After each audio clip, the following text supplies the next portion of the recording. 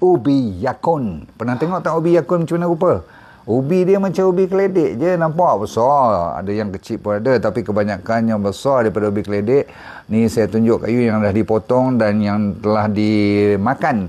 Saya rasa sikit tadi, lepas tu saya makan lagi, dah ralit pula makan. Sebab rasanya sedap.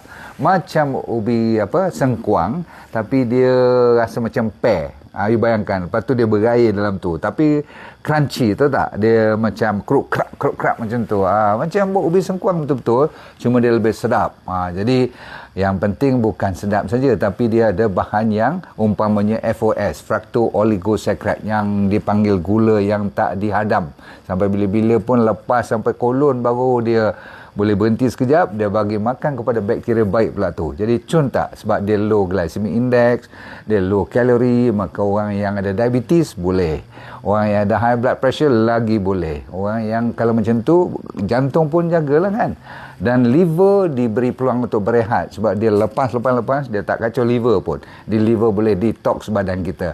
Dan boleh turunkan kolesterol lagi. Lawan inflamasi lagi, Masya Allah. Dan ada kajian sampai boleh turunkan masalah ataupun menghindar daripada kanser. Jangan main. Dan dia meningkatkan juga apa yang dipanggil masalah-masalah seperti anemia semua tu dibantu.